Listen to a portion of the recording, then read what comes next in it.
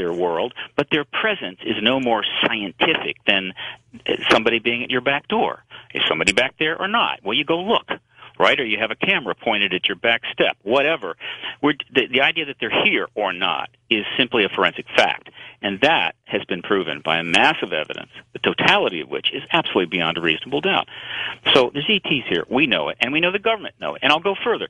People in government have confirmed this to me. People inside government have confirmed it to Dr. Edgar Mitchell and other colleagues of mine. So, I don't. So the sighting issue, Stevensville is fascinating, but it's just one more sighting amongst tens of thousands. Yeah, even when I had Jacques Vallee on just before you came on, I mean, there's no doubt with this person who we both have tremendous respect for, something's going on. Sure. And we just can't put the finger on it, though we've tried. We don't get any help from science or government. Well, no, they're not. But they know. I mean, they've done plenty of science, and they've had tons of money to do it with. But that science is not available to us. So this distinction, this break between, quote, the science that was being done in one form or another from 47 right on up, and still going on, and the politics, this break is where exopolitics comes in. And the creation of that term was to sort of define that break and to have a term that would then embrace where we're really going now, where this thing has to go, which is to change government policy. And that's why we needed that term, so we could start thinking in those terms and thinking a political way about this issue. Now, for those who can't accept the ET hypothesis, that for whatever reason, they've looked at all the evidence, they go, I just don't think I'm sure that ETs are here. I understand that they might be a little askance at this exopolitical and the disclosure process. But I think their numbers are diminishing. And the number of people that are saying, yeah, sure, there's an ET presence. It still seems to me that other countries, though, seem a little more accessible to releasing UFO stories and information. Oh, yeah.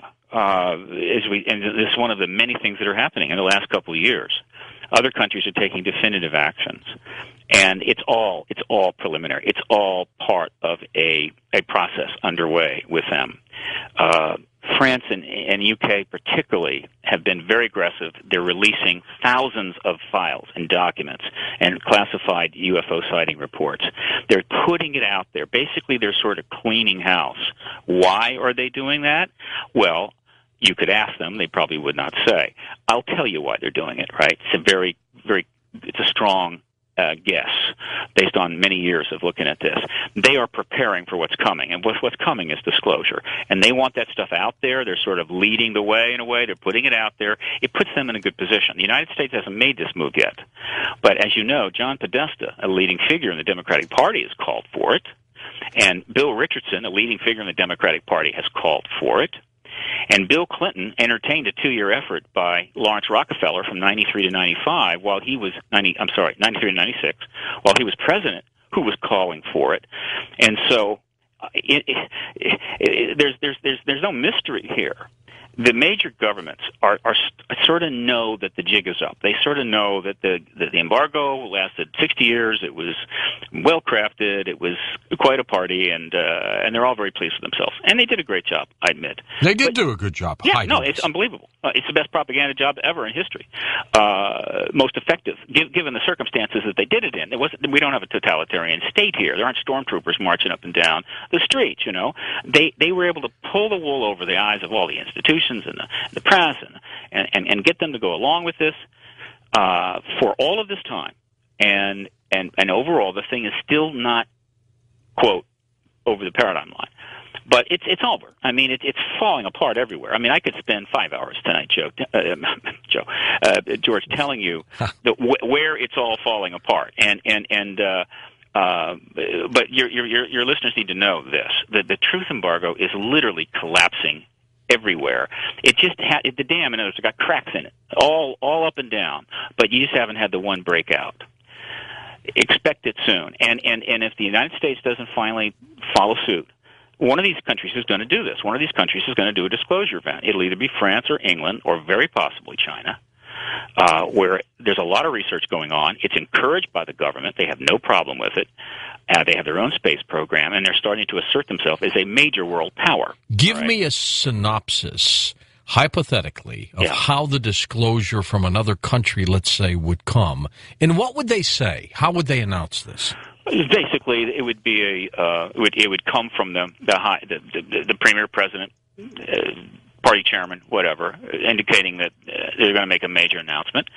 They would then hold a press conference, just like we do here, and they bring out their military people and a lot of other people, and they would say, the government of France, today wishes to tell its citizens of France, as well as the rest of the world, that, yes, indeed, as many suspected, there is an extraterrestrial presence, right?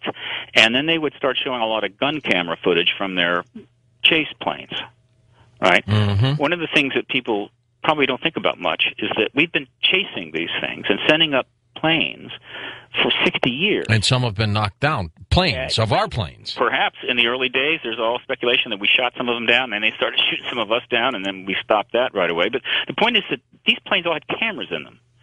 Well, you don't send up these chase planes. You don't send up these defensive planes that are essentially supporting the perimeter of your countries without cameras. You must record everything that goes on. And so when they send these things up, they've got gun camera footage. That's never been revealed. None of these countries allow this out. Because if you could FOI gun camera footage, this whole thing would have been over a long time ago. So just bring out the gun camera footage. You see enough, shots from these planes of these craft that they're approaching and then zipping off. We've had plenty of pilots see these things outside their well, look at the two pilots over Britain months ago. The Guernsey side. Yeah, who's a mile size. Now, even if they were wrong a little bit by the size of this thing, this is huge. And then, of course, you had what appeared to be a large craft over Stephenville. I think it's the same craft, by the way. Yeah, could be. But I'll tell you something else that intrigues me. Let's talk about Stephenville again. Look. One of the things that's been going on since 91, which is when the era of exopolitics began, when the witnesses started coming forward and the political resolution really started to become possible because enough people were breaking ranks inside of government that we could finally crack it open, get in there, and get a policy change. It's the huge flap in Mexico that essentially has made Jaime Maussan, and he's now become literally Jaime Maussan is going to be a star, a major figure in the future, very near future, as the principal spokesperson for all of Latin America, which means Central Mexico, Central America, and South America. We're talking about... Is he going to make the conference, by the way? Not this year. Not this year. Okay. But he has been at two of them, which is 800 million people. This flap has been going on in Mexico for a very long time, and I always viewed that what was going on there is the ETs were basically using Mexico as a way to kind of stick a sharp stick in the underbelly of the United States, to prod it, right, to push it from below, generating a lot of interest in the second world country just to the south of us, without putting too much pressure on us for whatever reason. This is just a speculation. But I can assure you, if the same kinds of sightings have been going on for 10 years were going on up here, we would definitely be further along. They didn't do it. However, recently, they seem to be crossing the border. So you've got the sighting in Stephenville, Texas. You've got the sighting just across the border in Mexico. It's kind of like they're coming north like the killer bees. Now, if this is a pattern, we're going to see more of this, which means the pressure from upstairs to drive the terrestrial process towards resolution, towards self-awareness and all that is intensifying. But there are sightings elsewhere, like the Guernsey sighting. Look, how many mile-wide craft, how many saucers off the cockpits of airplanes are we going to eventually report, right, either on Larry King or wherever else we can get, before, again, the thing just becomes so ridiculous. I mean, it's just so insane, George, that a government as advanced as our republic, with the science we have and the commitment we have to free speech, everything else, that we're trying to do in the 21st century, what the Catholic Church tried to do in the time of Galileo, which is to say, look, we just don't want the world to know about this Earth going around the sun thing, and so we're going to suppress it for a while. And, at that time, it was a little easier to suppress things. You didn't have a highly literate public, and there was no internet. I don't think there was. And so they sort of did for a while, but eventually, sure, everybody figured it out, just like they figured out the world was round. And yet in the 21st century, they're trying to do this again. They're trying to say to the world, all 6 billion people, there's nothing here there. Yeah, nothing to see. Move along. It's okay. Look.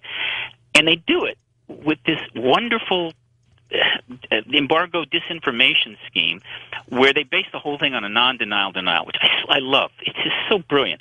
the position, as you well know, George, since 1969, since the closing of Blue Book, you approach any agency, you get a standard response back, whether it's from the Air Force, or the Army, or from the NASA. It's two things. One, thank you for contacting us. We no longer investigate this phenomena, and whatever this phenomena is, it doesn't pose a national security threat. They never say that there's no ETs here. In fact, you can never get anybody in government to say there's no ETs here.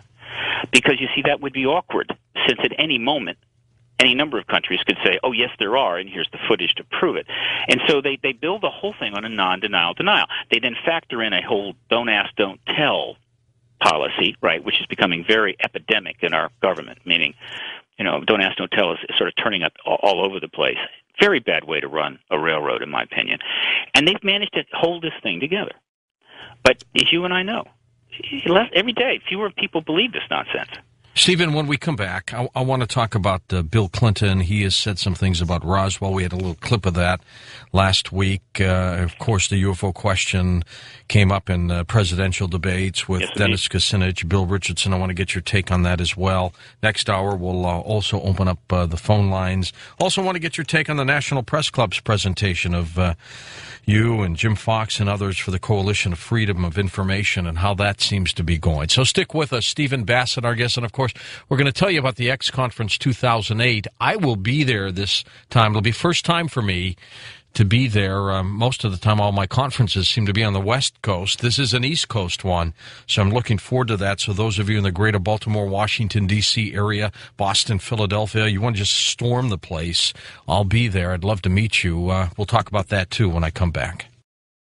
Tomorrow night, researcher and author Christian Weil joins us as we talk about the incredible breakthroughs in heart research, heart stem cell work as well. And I will also be posting on the coasttocoastam.com website tomorrow night. Finally, the long-awaited regimen that I've been using for keeping your arteries cleaned out and everything else. We're going to post all the supplements and ingredients that I've been using over all these years. So you can do your own homework if you're going to make any changes to yourself. Of course, I recommend you talk to your doctor, but we're going to put it up on the website, what I do. I'll be back in a moment with Stephen Bassett on Coast to Coast AM. And welcome back to Coast to Coast. Stephen, Big D and Bubba show that we syndicate. They're in about 50 markets out of Nashville. Mm-hmm. They had a chance to talk with Bill Clinton last week or so, and the UFOs came up. I want you to hear the clip with me and just get your reaction to it, okay? Oh, yeah. Here we go. Before we go, Bubba, from one Bubba to another, Bubba here has wanted to ask the president something for how many years now? But now, here he is. President Clinton is on the phone with you, Bubba. Ask your question. Now, you're going to probably think I'm the biggest dork on the planet, but when will we, if we will ever know the truth about UFOs? Well, I tell you, it's interesting that you said that, because when we celebrated the anniversary of that event out in New Mexico, you remember that? Right, yeah. I actually got all the government documents and read them, and I'm convinced there wasn't a UFO there. On the other hand, you shouldn't give up hope, because just a couple months ago, our government astrophysicist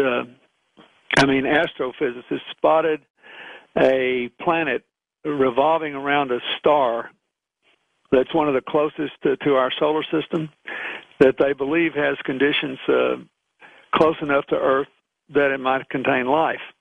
Unfortunately, it's 20 million light years away, so unless you, your kids, and your grandkids, and maybe one more generation are willing to take a trip for us, we'll have to wait for them to come to us, and then we'll know the truth. Well, I'm happy. At least I got to ask my question, the dumbest question in the whole wide world to ask any president. That Rockwell thing is incited the interest of a lot of people, so when we had the anniversary of it, I think it was 98, I actually went back and read the documents from the government, and I'm convinced that that wasn't a UFO, but who knows? You won't get that kind of question on CNN or Fox. No, I won't. Only with Big D. Although I think, didn't one of the candidates, I think in one of the debates, got asked if he believed there was life in outer space. Of course, you'll also get it here on Coast to Coast. He kept saying Rockwell instead of Roswell. George, there's a lot of background to that. Let me clue your listeners in. For the last year, easily a year, maybe longer, the number one priority project for Paradigm Research Group has been to do everything possible to force the UFO issue into the presidential campaign by getting moderators or any of the press at these debates to ask candidates about this issue, under the assumption that the presence of extraterrestrials engaging the planet is an issue of some importance. And I won't bore your audience with all the effort that's been put into this, but it's been considerable. So I guess you could say a lot of kindling was put out there, and a lot of awareness was created amongst the media. But the trigger came when Shirley MacLaine published her book, Saging While Aging, in which she opened up the issue of the sighting that Kucinich had in '82 when he was staying at her house. Let me point out, by the way, that Shirley MacLaine knows a lot more and has a lot more to say on the subject than she has ever revealed publicly. She is very well connected politically. She has spent a lot of time talking to political people. She has talked UFOs with them much. She has not talked about that. She's talked extensively with Kucinich about UFOs. And so when she puts that out there, it's enough to raise the bar, get above the threshold, and triggers the question from Russert, who made it quite clear that this was a serious question that he put to Kucinich. Then he tossed it to Obama, who sort of slid by it.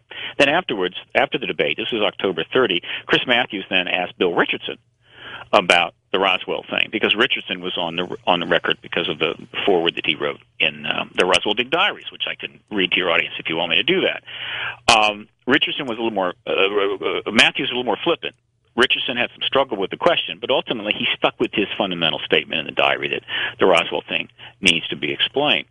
All of this got a great deal of press.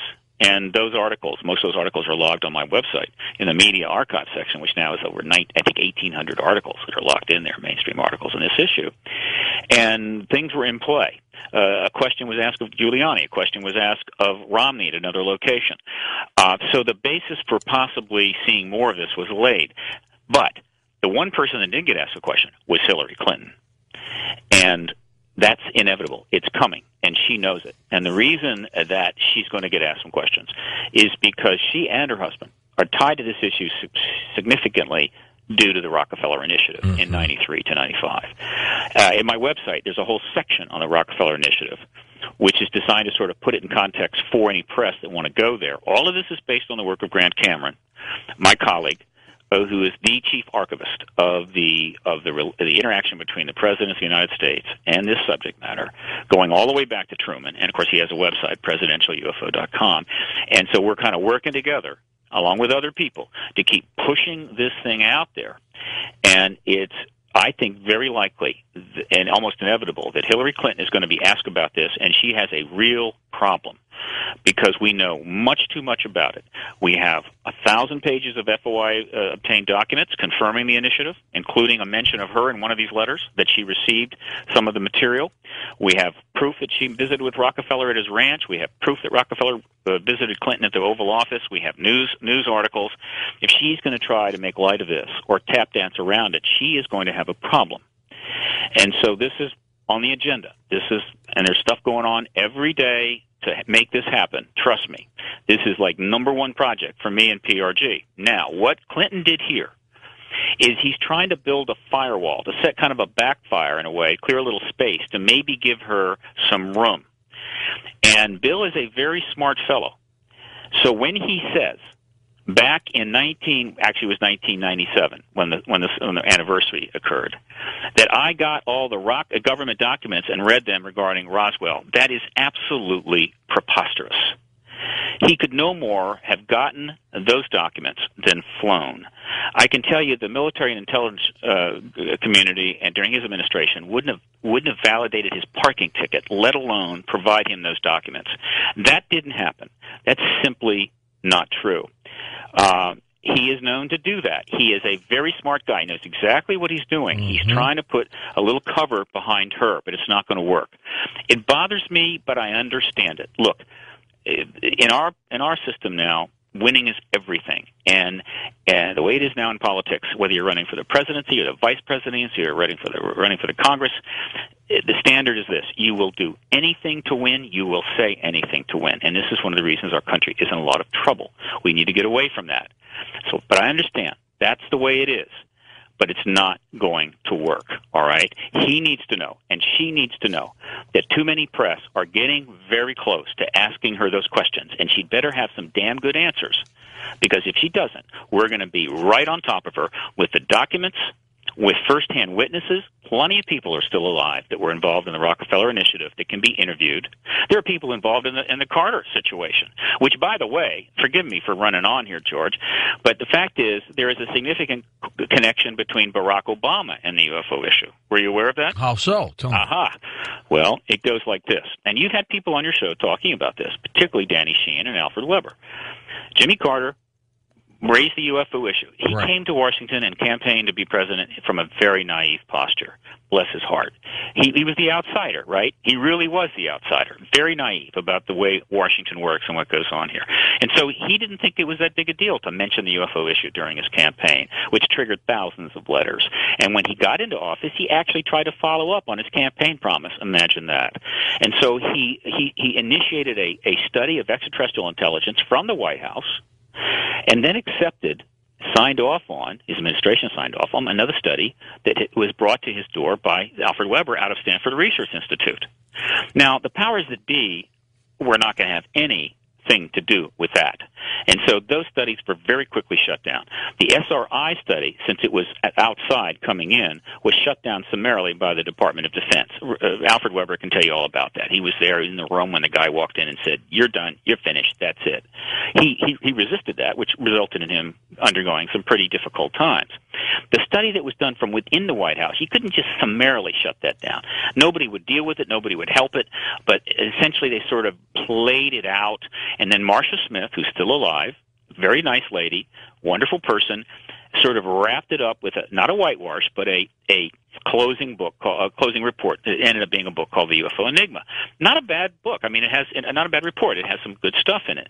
But it was essentially, okay, let's just get this done, get this out of the way, because and then Carter basically shut up on the issue and has never talked about it since, except to mention his sighting. Will not talk about it. Right? This is a pretty courageous guy. Will not talk about it. Now, why is this significant? Well, for this reason.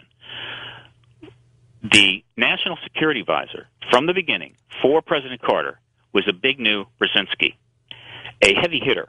He was his Kissinger. And I can assure you that it's inconceivable that Brzezinski was not fully aware of Carter's campaigning on the UFO issue, mentioning it, bringing it up. He was fully aware of the letters that come in. He was fully aware of the two studies that were initiated. No way those studies gets initiated without the National Security Advisor knowing about it, and fully aware that they were shut down. All right? Now, guess what? It's 30 years later. Right. And the now front runner for the Democratic nomination is Barack Obama. And his chief national security advisor is the big new Brzezinski. Huh. And so Mr. Brzezinski, if he wants, could provide this information to Mr. Obama, Senator Obama, anytime he wants to. Furthermore, Brzezinski is a very heavy hitter with big-time connections in the military and the intelligence community. And I can assure you that he has more than the means to have been briefed privately, off the record, by any number of people in government. So he should have a fairly good idea of the situation regarding ET presence, which means that he could provide that to his candidate who wants to be the president. Will he do so? Who knows? But whatever, he is his national security advisor. So the question that should be put to Senator Obama is, are you aware of the Carter's attempt to look into this issue? Were you aware that Brzezinski was his national security advisor? What does he think about that? Has he talked to you about that? And then they should ask Brzezinski, well, what do you know about that period? What did you think about that effort by Carter? Do you think those things should have been shut down? Do you know who Channy Sheehan is? Have you met Alfred Weber? Now, these are perfectly legitimate questions that, of course, the press are very reluctant to ask because they're still living in the embargo. But right now, we have two people who it's probably 95% or higher that one of those people is going to be the president of this country with a nuclear football trigger to 10,000 nuclear weapons. And they're going to control and lead the most powerful nation in the world. And the issue is, are we going to ask them about this question, or are we going to let them slide into the office and skirt around it again, as we have in all past elections? I think those times are gone. And while I appreciate President Clinton's effort to protect his wife's flank on this issue, on the Bubba Show, it's not going to happen. She's going to get asked this question. It's only a matter of time. And I hope that your audience will be very, very discerning in listening to her answer and responding if they're not pleased with that with her answer. We're going to have to see how she answers it. She can't skate, can she? I don't see how. I mean, if you look what we have, you have the material, we got the documents. If she tries to blow this off, it's not going to fly. And so I think we may see this issue in play in a significant way for the first time ever, beyond even what happened in the Carter campaign. And that could be quite significant, George. It may lead to something, a major breakthrough. How'd everything go with the National Press Club? Well, that wasn't my event. I mean, I had that was Jimmy's. Nothing to do with that, but I'm certainly aware of it, and it's very important. James Fox produced, and of course, with the assistance of the Coalition of Freedom of Information, Leslie Kean, did something very significant there. And as you know, they brought in a number of very important witnesses, many of which were pilots, a number of which were from foreign countries, and they had a substantial press presence and got a considerable amount of coverage. It faded away. It lasted about 2 news cycles, which is, of course, ridiculous because we're talking about captains, airline pilots, the founder of the Peruvian Air Force. Heavy hitters. Heavy hitters, and they're making the usual profound statements about discs flying off of the cockpits of airplanes and the usual things, which is inexplicable. But what happened there, though, it's important for a number of reasons. One of the things they did was to finally pick up the mantle that Stephen Greer had laid down in 2001 with his press conference, the May 9th, 2001 press conference, which did, I think, an important service. It did generate a lot of press, and I think would have gone much further if the 9/11 events hadn't taken place. And so they have brought that back. I think they may have done an even better job. Very tight, very solid, very strong witnesses, a lot of press coverage. It was wonderful. So they've brought the witness issue back into play, and it's going to make it easier for more people to come forward. That's the first thing. Second thing is there was a tremendous concentration on pilots here, which is, I think, they're some of the strongest witnesses going. At the last X conference in 2007, I had a pilots panel, and we had or was it 2005? I think it was 2005. No, 2007. No, 2005. We had pilots panel, which is a very powerful presentation. People liked it very much. And furthermore, as I've said in your show a couple of times, I believe the single most powerful piece of evidence, sort of a piece, I guess you could say, of evidence out there is the pilots database that was initially started and developed by Dr. Richard Haynes, formerly of NASA, and now resides with NORCAP, right? I'm going to get that. I want to make sure I've got that right for your audience. It's National Aviation Reporting Center of Anomalous Phenomena. Well over 3,500, maybe approaching 5,000 pilot reports. This is one of the most powerful pieces of evidence because the totality of those reports by pilots who are skilled individuals, both military and civilian, is overwhelming. So they have brought the pilot thing back into play.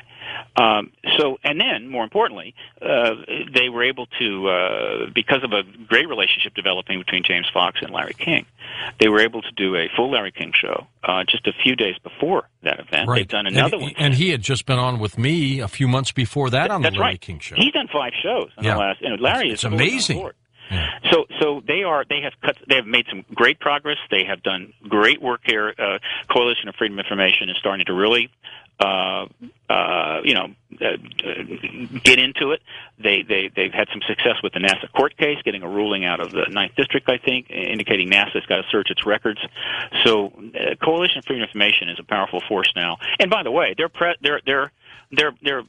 firm is Podesta Mattoon, which is Anthony Podesta, which is the brother of John Podesta, who has been publicly out on this issue since 2002. So here we are. We're going to elect a new president. Everybody thinks this is one of the most important elections in history. We've got all kinds of huge, major problems facing us, right, including an extraterrestrial presence, which has been around for a very long time, and the cover-up and the truth embargo is a significant issue. There is potentially major technology buried in government facilities, which we cannot get to, which could affect everything. And are the American people going to allow us to go through a whole nother election cycle and not see these people who want to run this country at least answer reasonable questions about this? it's just no longer an acceptable thing.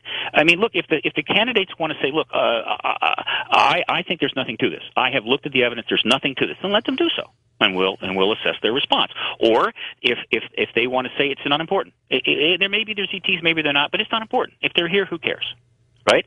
They can say that, and American people can assess that. Or they may say, well, look, there may very well be something to this, and I will look into it, or it definitely needs further study, and we can assess that. But to say nothing, because nobody will ask them anything, to be able to just remain silent, right, which is to get away with having no position on this, is simply an affront to the collective intelligence of the American people, and an extremely dangerous precedent, because they are able to do it with this issue. They do it with any issue you'll give them the latitude on. They'll play don't ask, don't tell with any issue if it makes their life easier and allows them to run for office without having to, come up with difficult answers to difficult positions. I got to tell you, Stephen, with you and Jacques Vallée and what I consider to be the heavy hitters in the UFO field, I mean, just remarkable information. We've got another hour to go with you. We'll open up the phone lines, and I want you to tell us about X Conference 2008 when we come back. I'm George Noory. This is Coast to Coast AM. Okay, we'll take disclosure questions with Stephen Bassett. Get your take on what's going on. And by the way, if there are any pilots out there that have seen strange things, why don't you check in with us as well? We'll be back in a moment. And welcome back to Coast. Stephen Bassett, our guest. And, of course, we'll take your phone calls. Now, tell me about the X Conference 2008, the one I'm going to be at. Well, yes, you are. It's April 18, 1920, just outside Washington at the Gaithersburg Hilton. It's our fourth X Conference. And all these conferences are a direct part of the advocacy work of PRG. That's their primary purpose, is to help to drive the disclosure process. We invite all the members of Congress, their staff, all the presidential candidates got invites a long time ago. So when you come there, you're actually becoming part of the disclosure process in a way. But to give you a sense of just what this conference is about, this is really, I think, an extraordinary lineup. On Saturday night, the banquet, we have three keynotes. The main keynote will be by Dr. Edgar Mitchell, a great American, and obviously one of the astronauts that walked on the moon, Apollo 14. And he is the most outspoken living astronaut on this subject matter. And then a short keynote will be given by former Deputy Prime Minister of Canada and also Minister of Defense of Canada, Paul Hellyer. Mm-hmm. And then another short keynote by yours truly.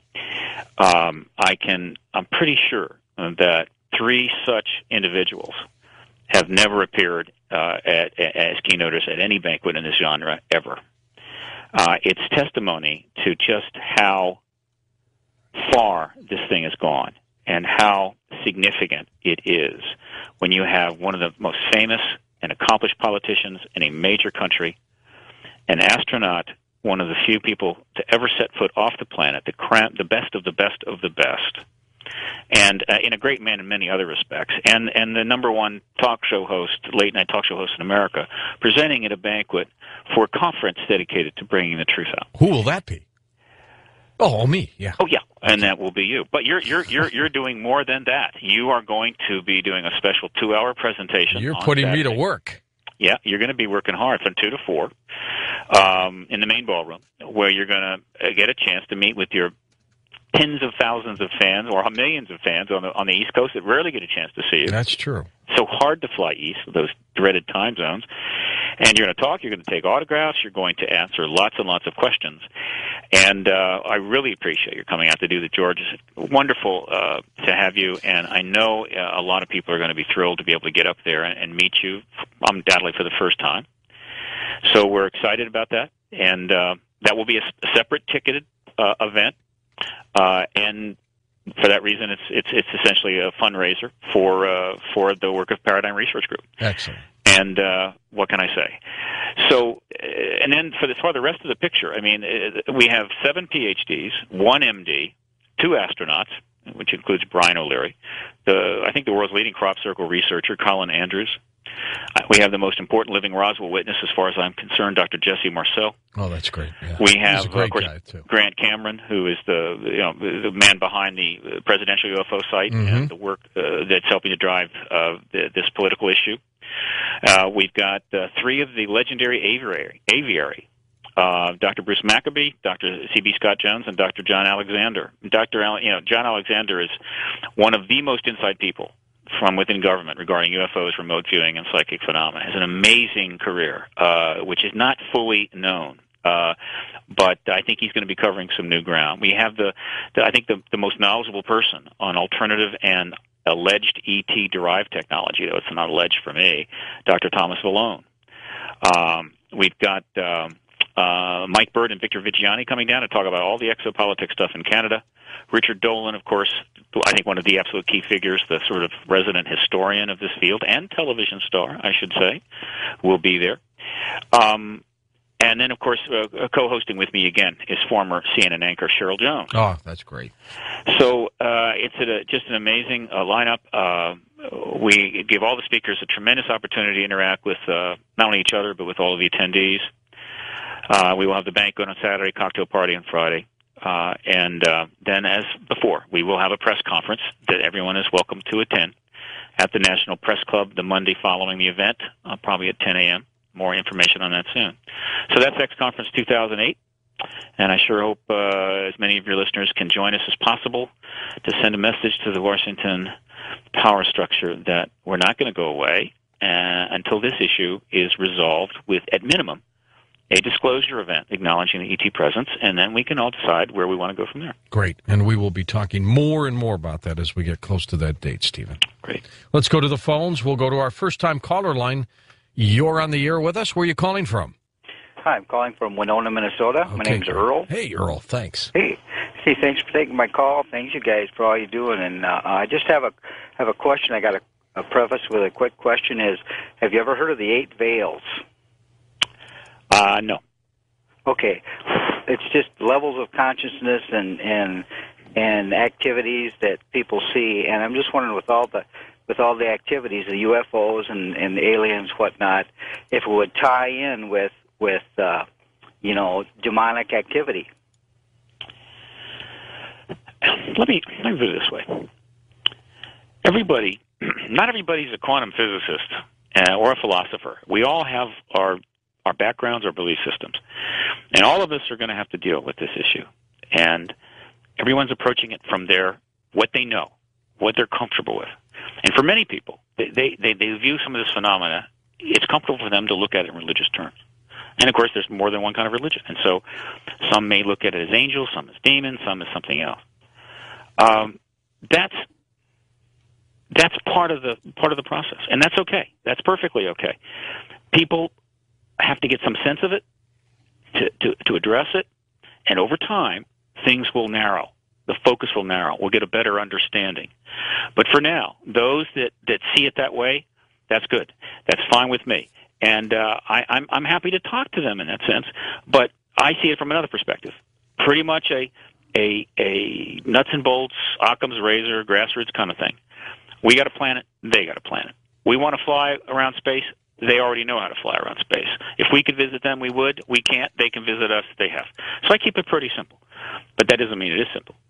And then there's also the possibility we are becoming more aware as we've advanced as a culture and a civilization of a whole range of things. And we may be picking up a lot of stuff. We may not be dealing with just ETs. We may be dealing with a lot of things.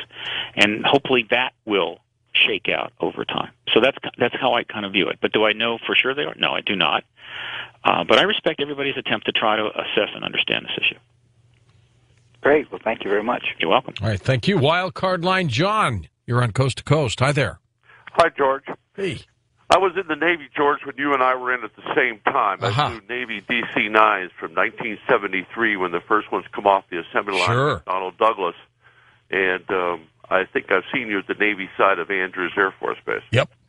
The thing that I wanted to mention to your guests that before I asked them the question that I have a problem with is of all the UFO guests you've ever had on, George, and all the years I flew out of Norfolk, Virginia one day up to Thule, Greenland, at the top of the world, left Thule, Greenland, Coasts, Greenland, went into Keflavik, Iceland, and down into Prestwick, Scotland. And while I was up there, I seen many strange things, especially at nighttime, at the top of the world. And I watched what was going on, but then again, a reasoning takes place on traveling in space. And why I say that is, when I was seeing these objects and I saw them, I always think about us here being the UFOs, and why I say that is, I believe that Area 51 is anti-gravity experiments, is why we keep everybody away from it. But when I think about somebody coming to Earth from somewhere else, I'll give you a good example so you can illustrate it to me what you think. Sure. Is the planet Alpha Centauri. We believe that there is life there. At light speed, or 10 times light speed, the distance to travel from Earth to Alpha Centauri, at that speed, it would still take 600 to 700 years to travel at 10 times the speed of light from Alpha Centauri to Earth. So if we use logic in space travel, that means that they have had to, if there is another culture coming to visit us from space, they have to had conquered time and space both to space travel, which they would never relay to us because they would leap us forward so drastically that they would destroy us. So they have to be careful with us. Mm-hmm. And I just wanted to know if your guest has thought about these massive distances that even at light speed you would travel that would take forever to do, that somebody would convey to people like us that are still absolutely amoebas, because it still takes us 225 days one way to get from here to Mars in our current setup, the way we fly and still shoot rockets out of the atmosphere. Yeah, let me respond. You have people traveling at light speed. Okay, go ahead, Stephen. And thanks for the question. Having a degree in physics, I sort of fully understand that. There's really two things to say about it that's relevant. The first is this. I'm willing to make a bet that the Einsteinian, how would you say, Einsteinian mechanics are the quantum relativistic mechanics that we are currently at right now will probably hold up less time, a lot less time, than the Newtonian system held up.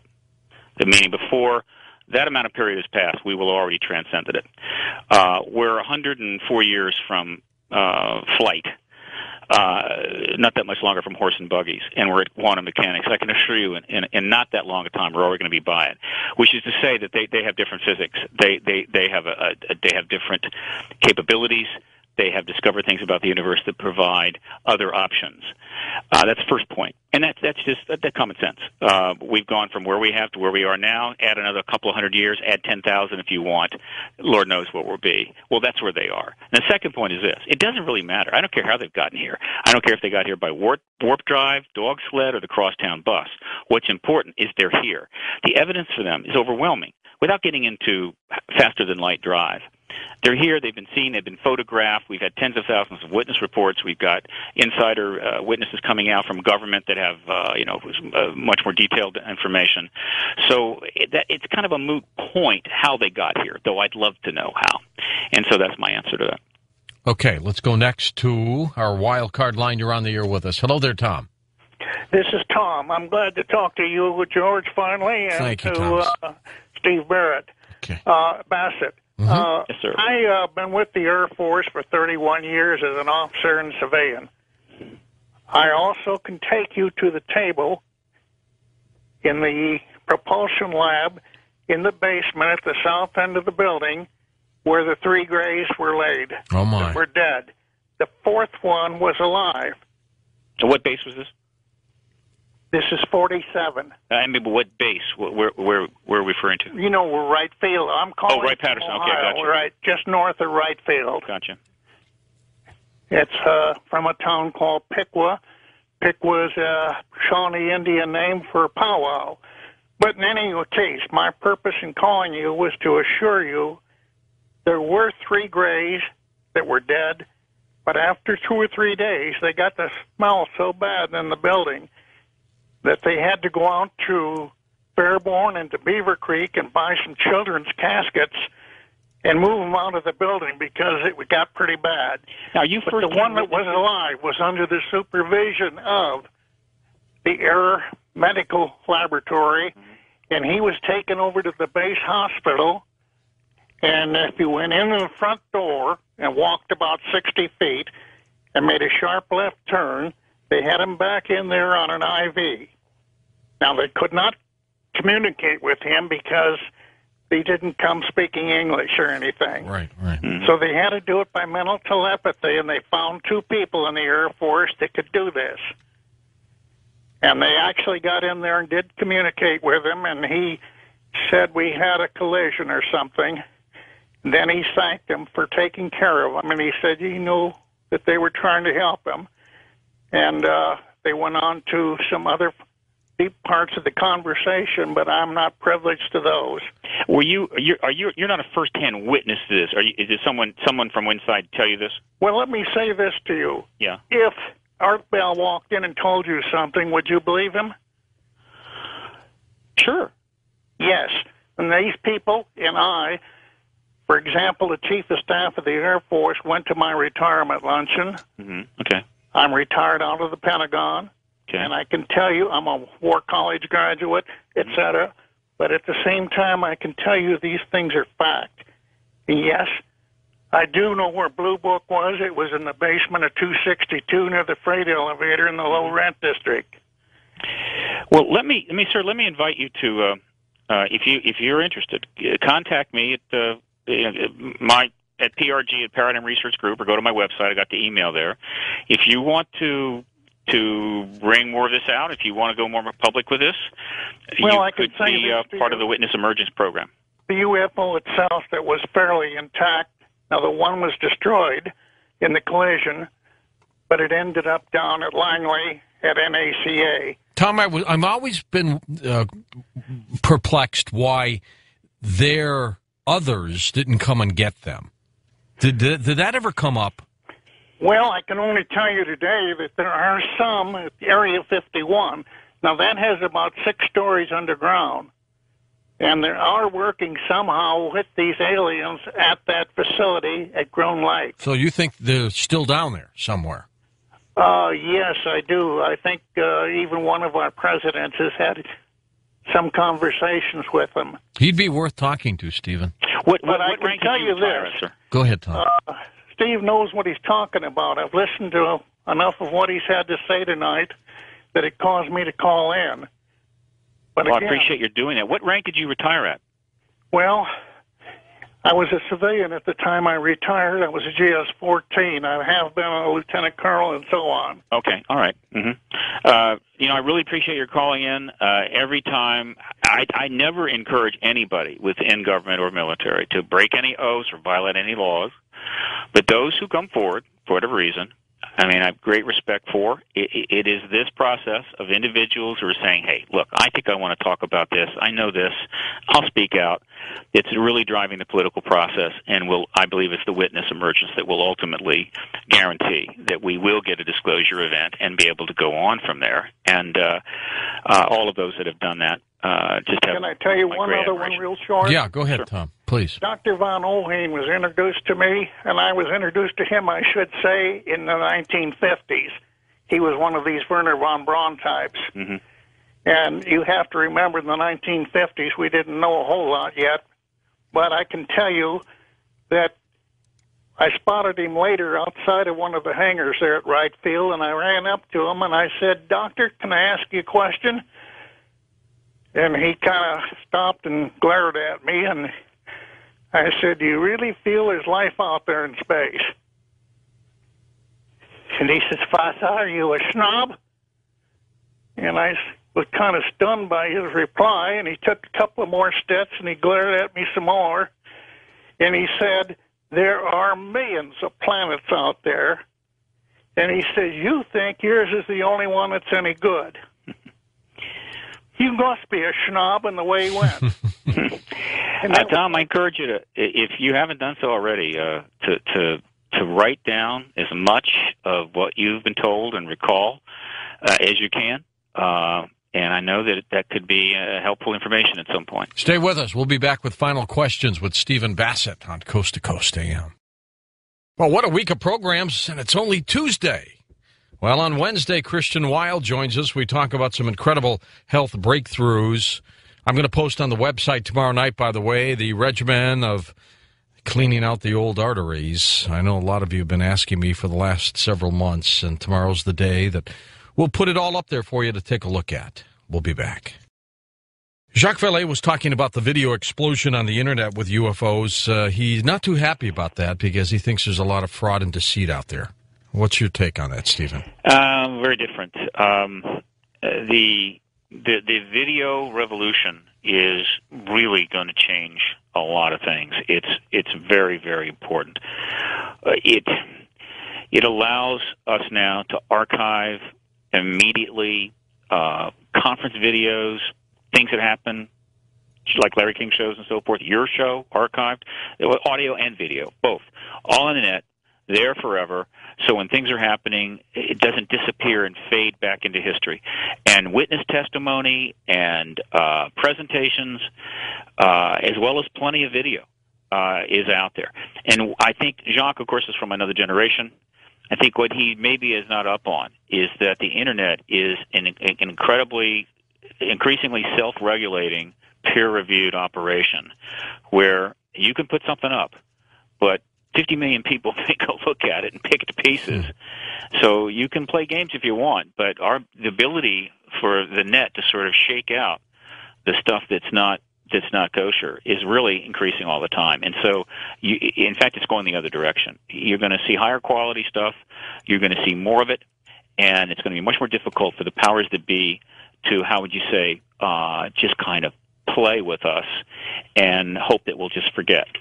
So the internet revolution, this video part, is going to play a major portion in breaking this truth embargo.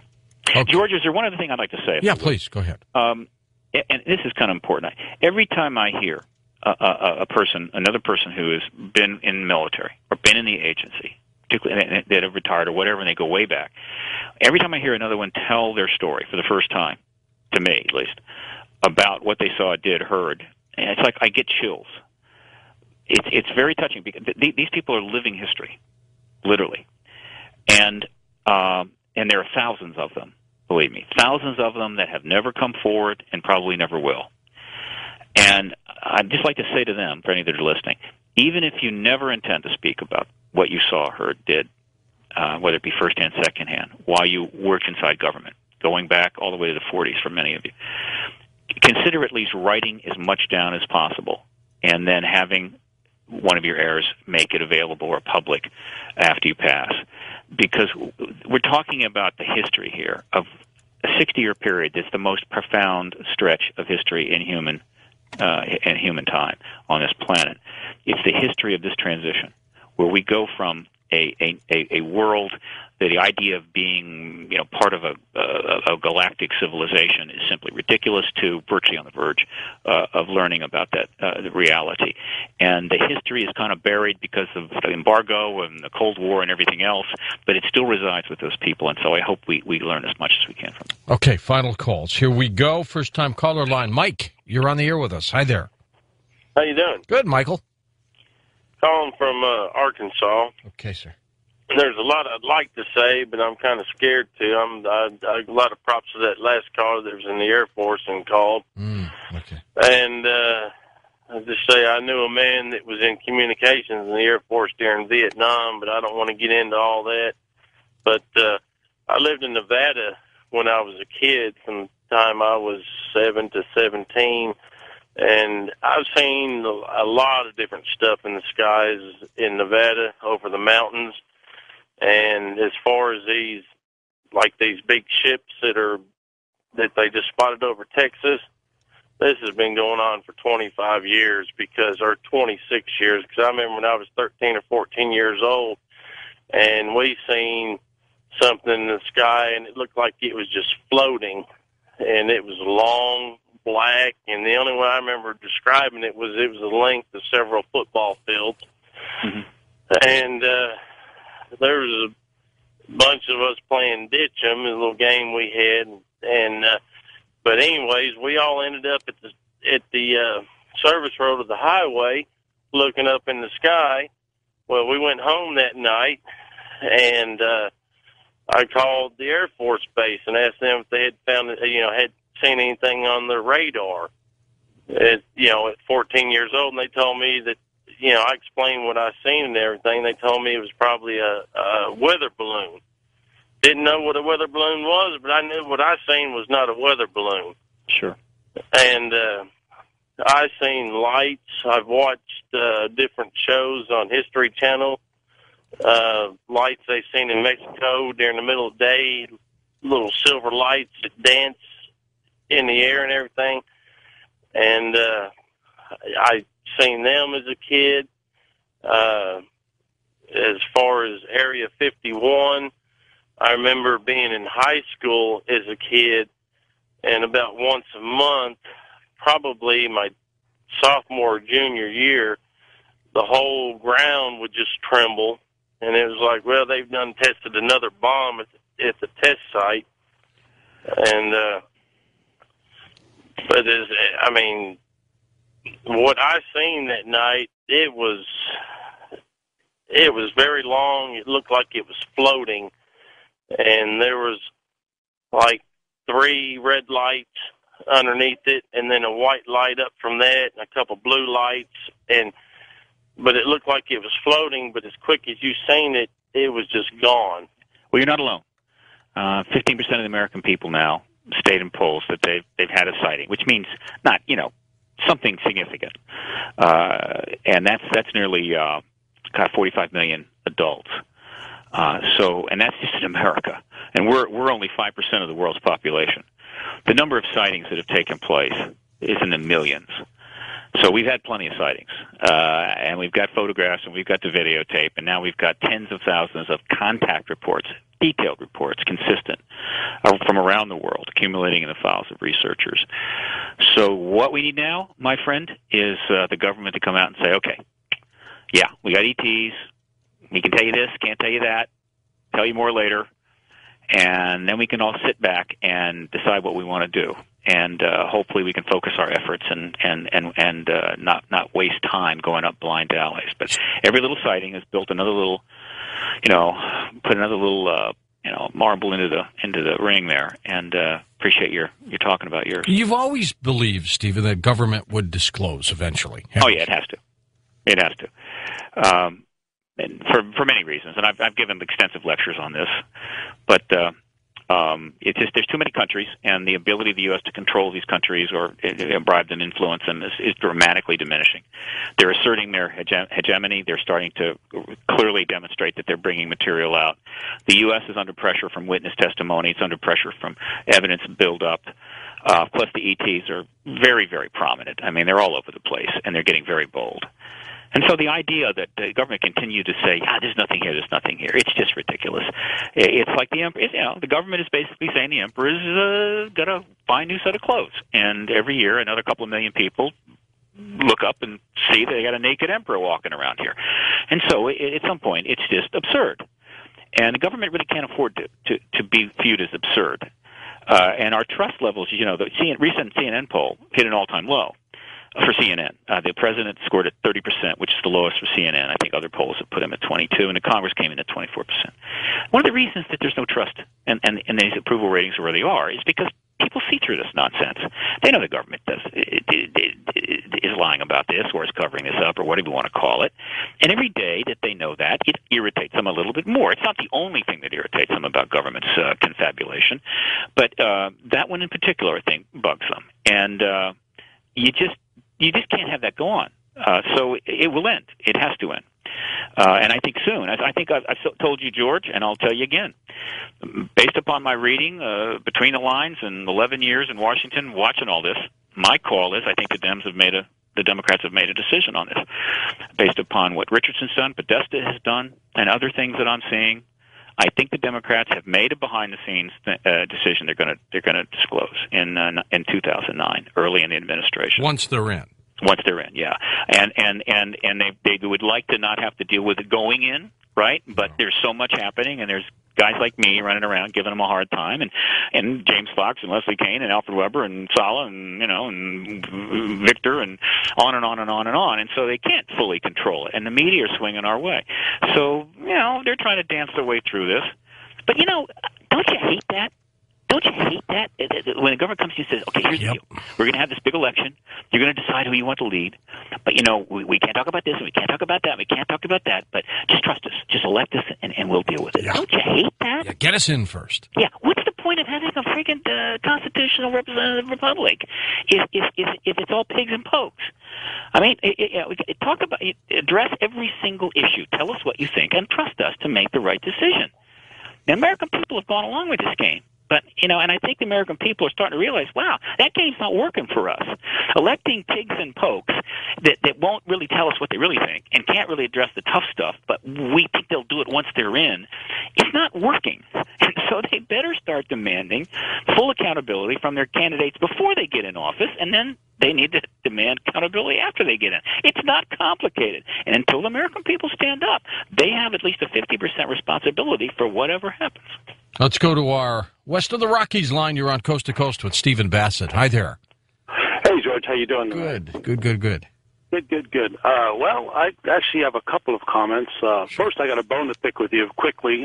My son called in about 2 weeks ago. You told me he had a voice for radio, and he's like the second year in his nursing program, so now he's all messed up. He doesn't know what to take. So thank you very much for that. Yeah, you're welcome. And the second is, I drive at night. I deliver propane.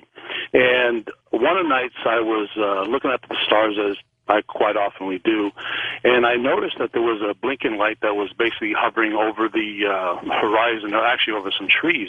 And it had this weird, humming noise. I mean, it was like a pulsating type noise. And I watched it, and for a couple of seconds, and I put my head down, and I looked on the ground to pick up something. I think it was one of the hoses, and I looked up, and this thing shot, right up in space, and it just stood there, and it blinked on and off, like a red and a green and a blue and then a green, but it twinkled like a star, and I just looked at it going, oh, so that's how you guys play the game. You sit out there like a star twinkling, and it just faded out, and that's baffled me because I've looked for it countless times, but I cannot seem to see it again. Now I see things, shoot across the sky or whatever, but this is the weirdest thing, and I guess what got me was the humming noise it was like a pulsating thing, and I don't know if your guest has ever heard anyone talk about something like that or what. Oh, I've heard them all, but you've made a good observation. Imagine if you had the ability to park a vehicle up any height, pick a height, 100,000, 200,000 feet. So essentially it's simply a dot in the sky like a star. And then you could drop it straight down, right? Straight down at enormous speed. So it first is up there, and boom, now it's down there. Do about your business, bing, bang, boom, bada, bing, and then straight up. Look, you can come, you can go. Nobody's going to notice. This is, I think, very much how they can operate if they want to, or they can just fly across your visual line of flight if they want to, depending upon how ostentatious they want to be. But yeah, the ability to park up there. So unless you're an astronomer focusing on that area and you happen to know the exact star formation, you wouldn't notice that little dot. So they come, they go, and they go about their business, and there's some evidence as to what that business is. So yeah, very simple observation. You think that the fine geniuses that are inhabiting our fine colleges and universities would be able to arrive at similar observations, but they seem to be just too busy hanging on to their tenure to open up their minds and consider new ideas. Stephen, where do you think they're coming from? Dimensional, time travelers, other planets? I'm Occam's razor all the way, George. Until I know otherwise, they come from another planet. Yeah. It's the most practical. We don't need other dimensions of the future. We got other planets, so start there. We don't need. I think jumping to these other things kind of muddies the water a little bit, though it's fun. But when you're trying to politically move this forward, you need to stay as basic as possible. And so I think your average member of Congress sort of understand that if we got a planet, they could have a planet. Okay, we got rocket ships, they got better rocket ships. Okay, there you go. You start getting into time travel, and they really start to fade on you. So I have to keep it simple. Well, let's go to our wild card line. Robert, hi there. You're on the air. How you doing? Good. I wanted to ask about the USO, which is the submerged objects. The fact that the majority of this planet is water, sure, it would stand to reason that they could actually go in the depth and would possibly have bases here on Earth. Sure. So if time travel or if travel through space was that difficult, maybe this is a station that they can stay here for some time or have been here for some time. Some of my favorite stories, Stephen, are these submerged cases. Sure. A lot of sightings of them coming out of the water. If they have the ability to go in the water and maneuver, and again, gives them enormous cloaking ability to some degree. And as far as them being in the water, the only people who are going to be able to detect them are the military, right? And most civilians don't have, deep-ranging sonar. I don't think you can get it at Radio Shack, at least not now. And so the military's not going to tell us, so they may pick them up, but they're not going to reveal that. So overall, they have a lot of ability there. Whether they have bases underwater, who knows? They're seen going into mountains. This is important to note, and for this reason. I think it's fair to say if they can travel vast distances in short amounts of time, bend space, bend time, whatever, their ability to sort of cloak themselves or at least be discreet probably is pretty advanced too. As I pointed out, coming straight down from a point in the sky, using the waters as a way to get away or cloak themselves. So when they appear, when they appear in vast fleets over Mexico, or some of the really extraordinary sightings that we've seen, when they do that, the first question you need to ask is why. Why so ostentatious? Is it simply a cavalier, I could care less whether you see us or not, or is there a reason for it? And I believe the reason, and I'm speculating here, is that they are literally driving the terrestrial awareness and disclosure process down here, driving it by stimulating it, by keeping it in play.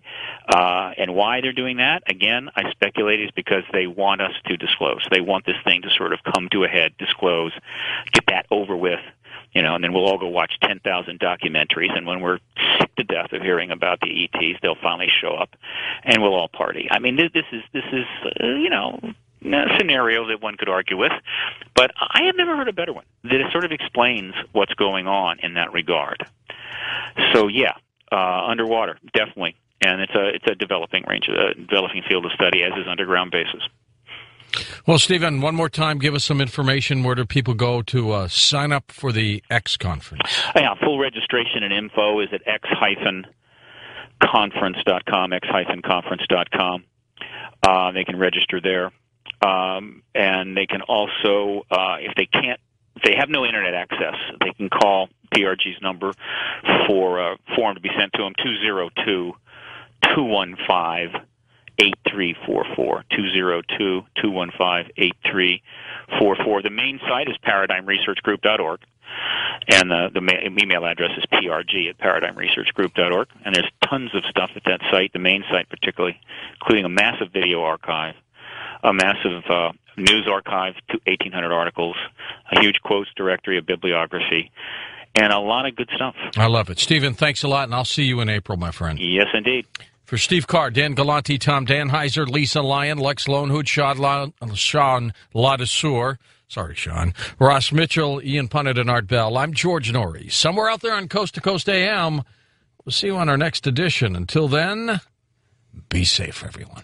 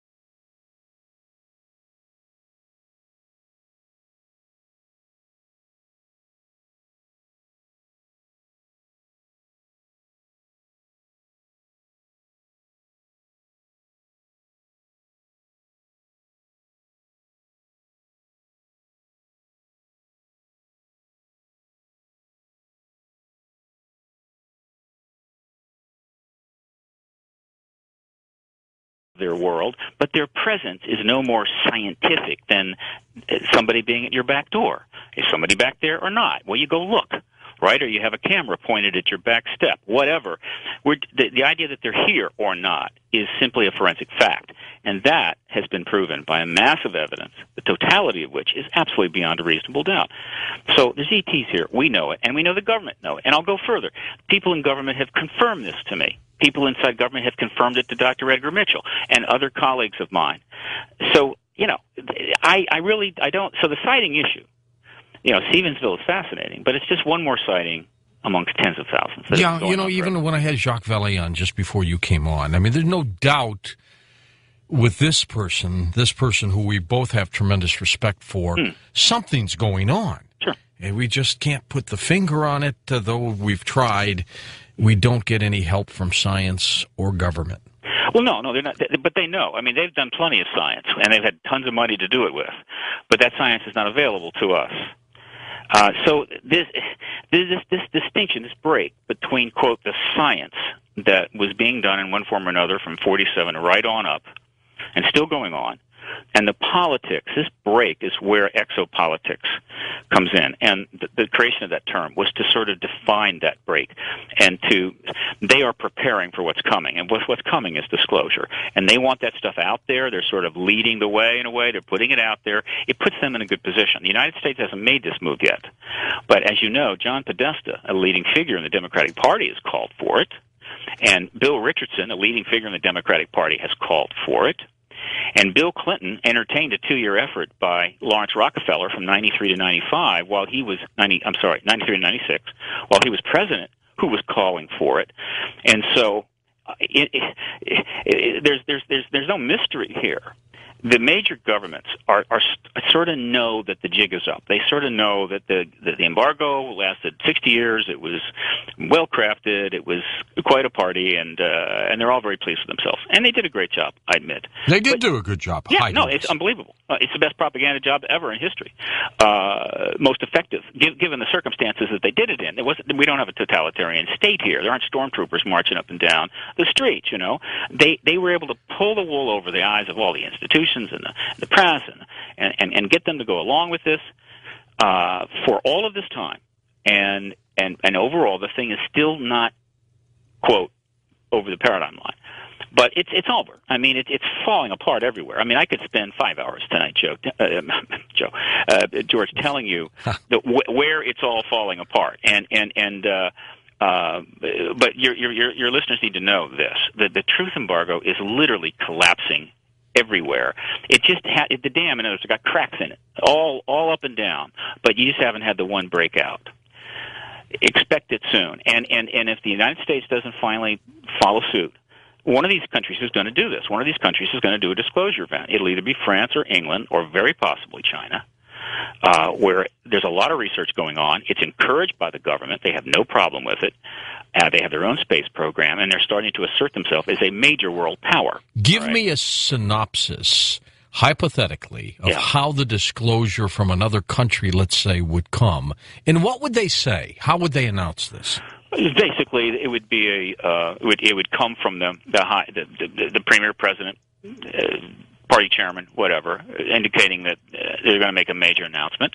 They would then hold a press conference, just like we do here, and they bring out their military people and a lot of other people, and they would say, the government of France, today wishes to tell its citizens of France, as well as the rest of the world, that yes, indeed, as many suspected, there is an extraterrestrial presence, right?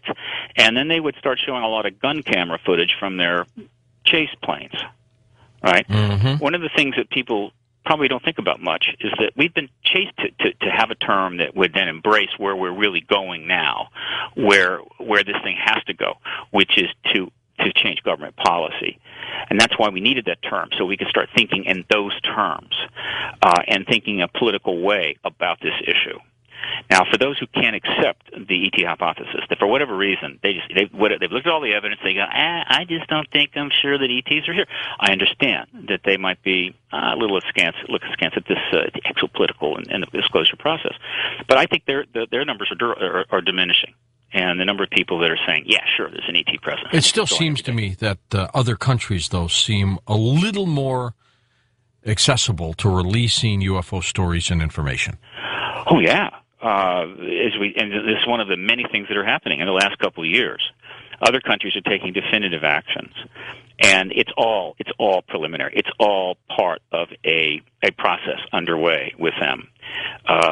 France and UK particularly have been very aggressive. They're releasing thousands of files and documents and classified UFO sighting reports. They're putting it out there. Basically, they're sort of cleaning house. Why are they doing that?